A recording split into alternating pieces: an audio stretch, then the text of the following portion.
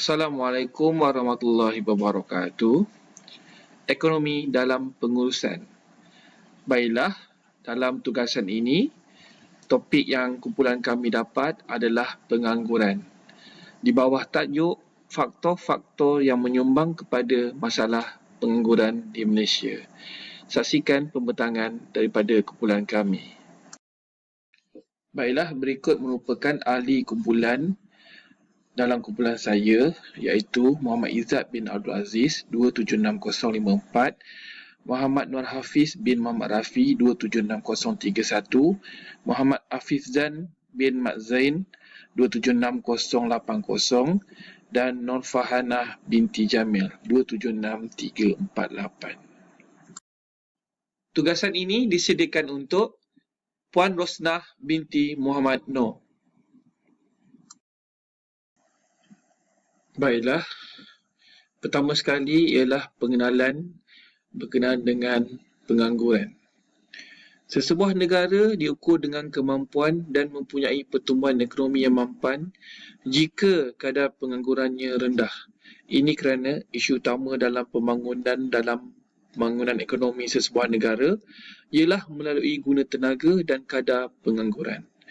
Jika sesebuah negara itu mempunyai kadar pengangguran yang tinggi, ini bermakna berlakunya pembaziran sumber manusia, dan jika kadar pengangguran yang rendah, ia merupakan petanda yang baik di dalam ekonomi kerana banyak peluang pekerjaan yang dibuka oleh firma sebagai tindak balas terhadap peningkatan jualan dan juga keluaran.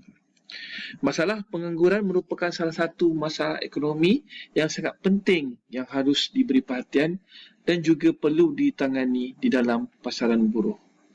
Berikut merupakan faktor-faktor yang menyebabkan pengangguran di Malaysia. Teruskan menonton. Assalamualaikum dan salam sejahtera. Saya Nur Farhana binti Jamil, nombor matrik 276348. Hari ini saya akan membentangkan berkenaan tiada keseimbangan antara keperluan industri dan graduan universiti. Topik hangat pada hari ini sering diperkatakan oleh golongan belia ialah isu graduan yang menganggur atau gagal mendapat pekerjaan setaraf dengan pendidikan mereka. Majikan pula memberi pendapat bahawa kebanyakan graduan tidak mempunyai pengetahuan, pengalaman, kemahiran, kebolehan serta komunikasi yang baik selaras dengan kehendak industri. Ramai juga yang berpandangan mengenai masalah ini. Antaranya isu yang berbangkit adalah kemampuan universiti menawarkan kursus yang selari dengan kehendak industri dan juga keperluan semasa pelajar mereka. Universiti juga memerlukan masa yang agak lama bagi menukar kandungan kursus serta memperkenalkan kursus yang baru, juga mengambil masa 5 tahun sebelum mendapat kelulusan untuk ditawarkan kepada pelajar. Pasaran kerja berubah dari masa ke semasa dan idea penukaran kursus juga mungkin menjadi tidak relevan disebabkan tidak seiring dengan perkembangan pasaran buruh.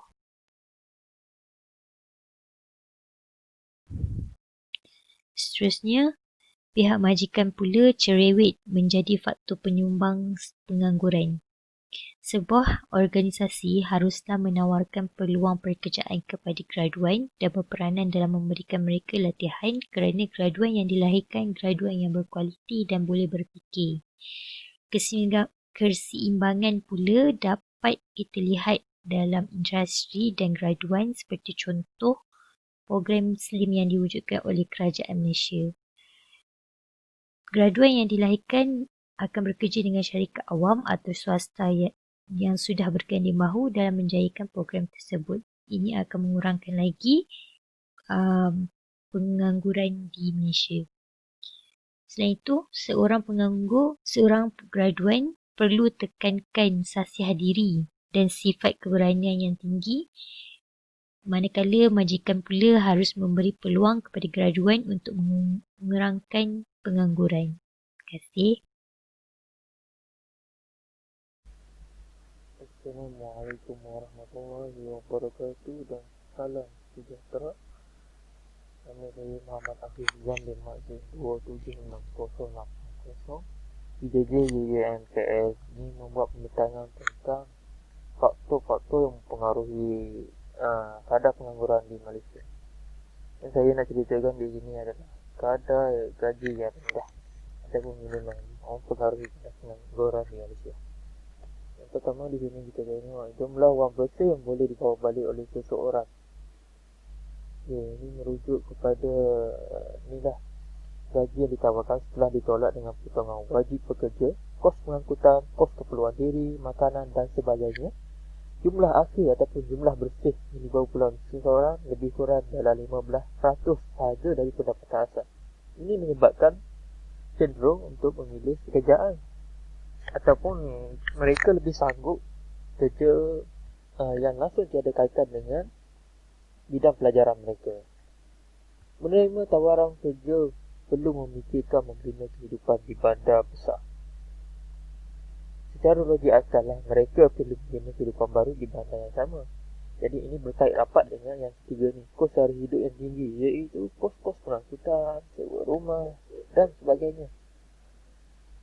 Kadar upah pekerja rendah berbanding produktiviti. Seperti yang kita tahu, kadar upah di Malaysia terlalu rendah berbanding negara-negara maju lain seperti Singapura, Australia. Walhal kadar produktiviti kita tinggi.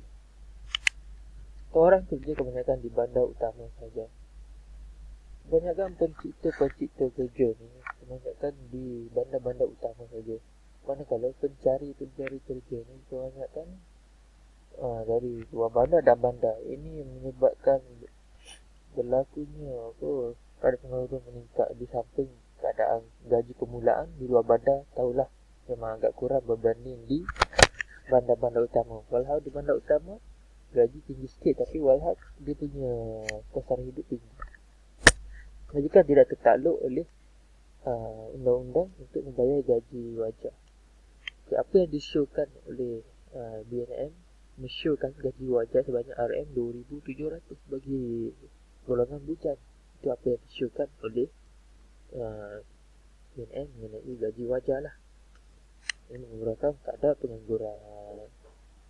Seperti kita lihat di sini graf daripada sumber Bank Negara Malaysia 2018. Gaji permulaan graduan baru lebih tinggi pada 2010 berbanding 2018. Warna biru menunjuk 2010, warna merah menunjuk 2018. Tengok sini semua kelayakan diploma, ijazah, sejarah, semua ada. Semua kat sini tunjuk trend menurun lah daripada 2010 ke 2018. Ini menunjukkan gaji permulaan mereka menurun agak ketara. Dan kadar pengangguran semakin meningkat sehingga sekarang. Okey, seterusnya kita tengok pada cadangan saya. Langkah yang pragmatik perlu dilaksanakan oleh semua pihak terutamanya kerajaan. Okey, terutamanya kerajaan. Iaitu kerajaan perlu menekan dasar kerajaan yang lebih berorientasikan keperluan rakyat lah. Dengan kadar gaji wajar ke, dengan kadar gaji wajar setara dengan kos sara hidup lah. Memberi kadar gaji setara dengan kos kehidupan. Okey, melaras inilah kadar gaji di semua tempat termasuk luar bandar. Memperkukuhkan bunga antara upah dan produktiviti. Ini merujuk kepada kerjasama lebih erat antara Majlis Produktiviti Negara NPC dan Majlis Perundingan Gaji Negara bagi mengurangkan kadar pengangguran di Malaysia. Terima kasih. Assalamualaikum warahmatullahi wabarakatuh.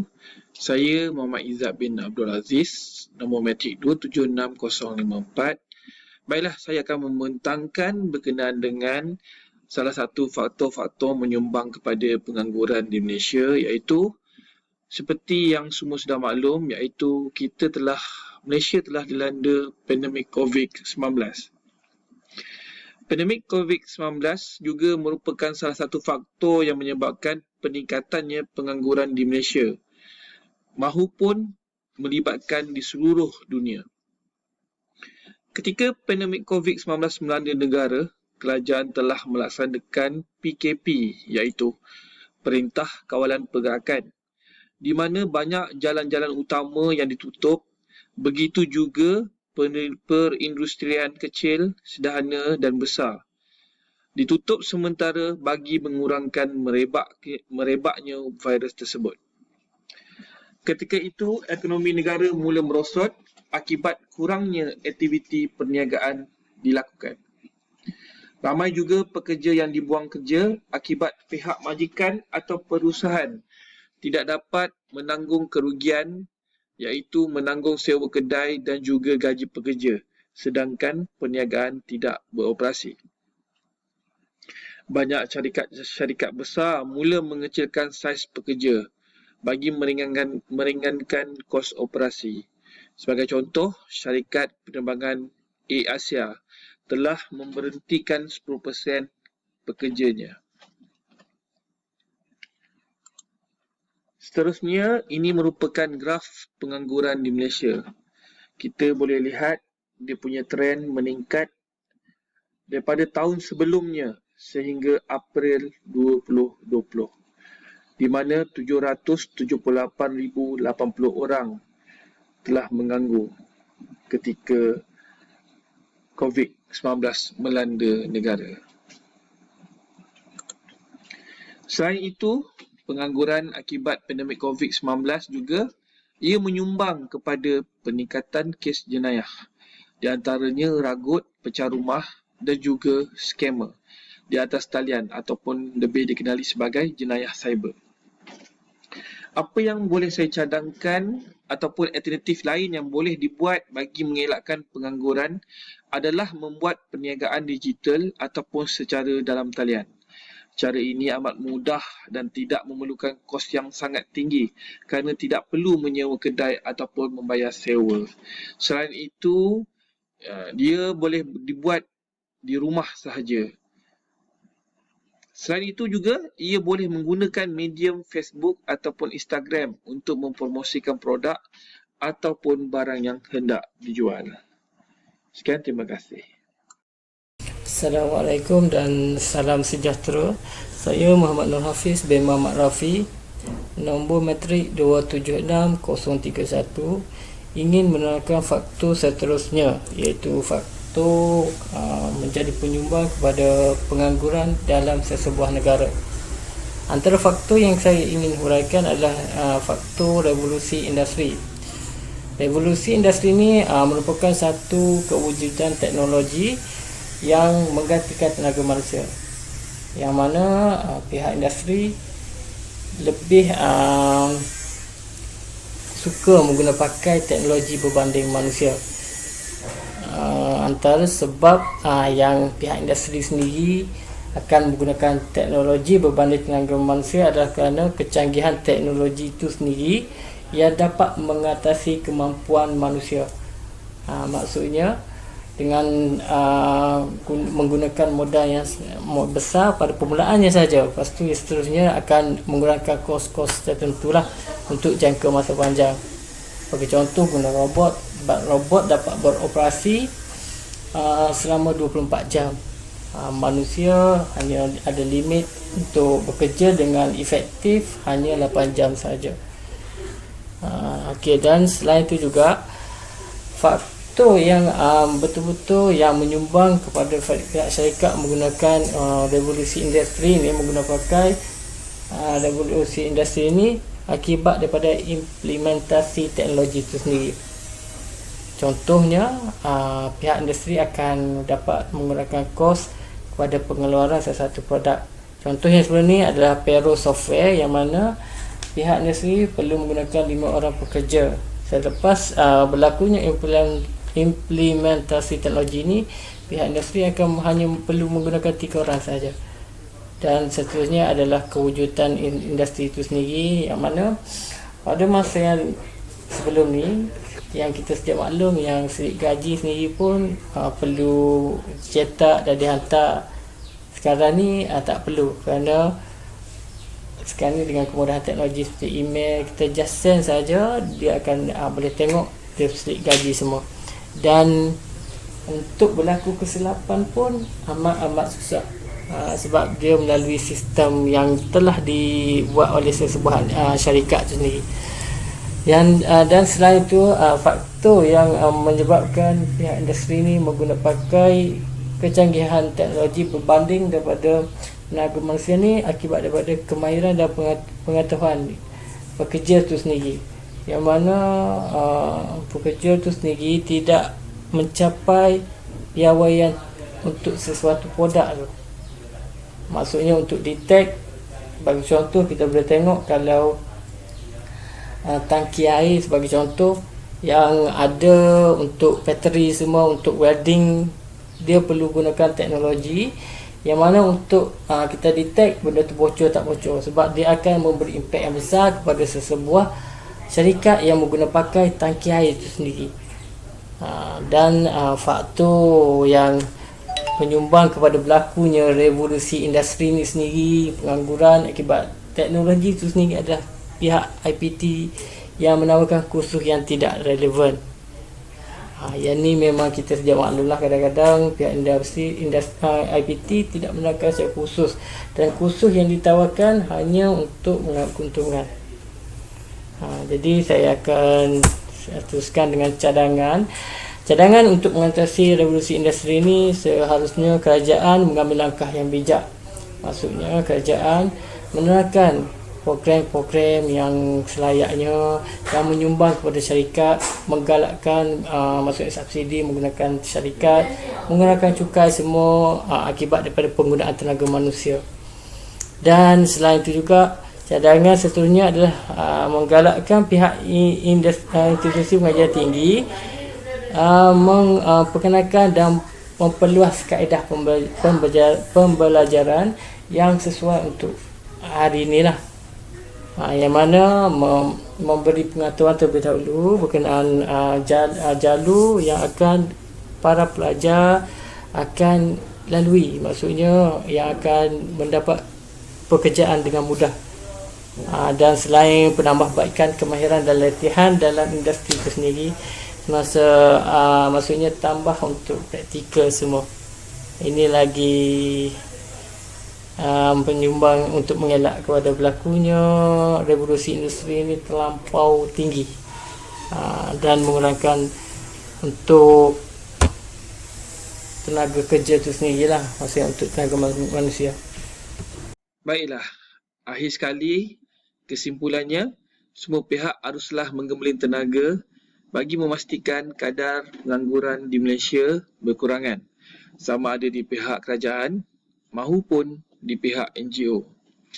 Kerajaan perlu menyediakan peluang pekerjaan yang banyak kepada rakyat ketika COVID-19 melanda Malaysia. Pelbagai alternatif yang boleh dipilih mengikut kesesuaian kemahiran yang ada bagi mendapatkan pekerjaan. Di pihak majikan pula haruslah mengkaji semula gaji yang setara dengan kebolehan, pengalaman dan kemahiran seorang pekerja. Di peringkat universiti pula seharusnya memikirkan cara yang terbaik untuk mengimbangi keperluan industri selaras dengan pengeluaran graduan di universiti. Sekian, terima kasih.